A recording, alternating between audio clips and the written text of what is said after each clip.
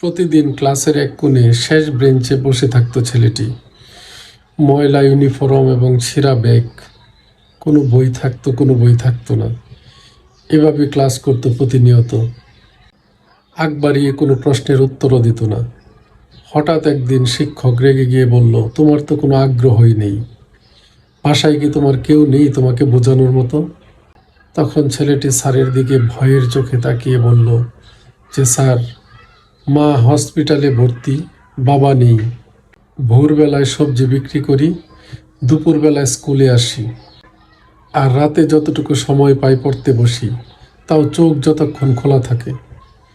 এই কথা শুনে স্যার নিস্তব্ধ হয়ে গেলেন এবং সেই দিন থেকে স্যার সেই ছেলেটির দায়িত্ব নিলেন, বই কিনে দিলেন, পাশে থাকলেন, ভরসা দিলেন। তারপর কেটে গেল অনেক দিন, অনেক বছর।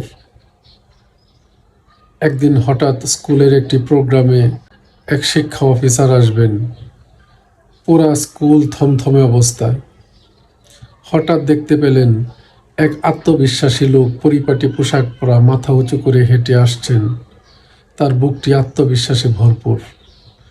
তিনি স্টেজে উঠলেন।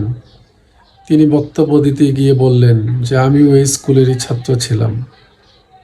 লোকটি বলল যে, আমি এই স্কুলের শেষ বেঞ্চের ছাত্র ছিলাম। আজ আমি বড় কর্মকর্তা। আজ এসেছি এই স্কুলেরই একটি প্রোগ্রামে। কিন্তু সেদিন যারা আমাকে তুচ্ছ তাচ্ছিল্য করেছিল, তারা না জেনেই আমাকে শক্ত করে তুলেছিল। আর যারা আমাকে সাহায্য সহযোগিতা করেছিল, তাদের প্রতি আমি কৃতজ্ঞতা জানাই। তাদের কারণে আজ হয়তো আমি এই পর্যন্ত এইখানে আসতে পেরেছি। তখন সেই শিক্ষক গর্বে তার চোখ ছলছল করছে। এখানে মেসেজটি হচ্ছে, শেষ বেঞ্চে বসা ছাত্রগুলো যে সবসময় খারাপ হবে তা কিন্তু না, আর প্রথম বেঞ্চে বসা ছাত্রগুলোই যে জীবনে শাইন করতে পারবে তাও না। মানুষের কখন কি পরিবর্তন ঘটে সেটা কেউ জানে না। ধন্যবাদ।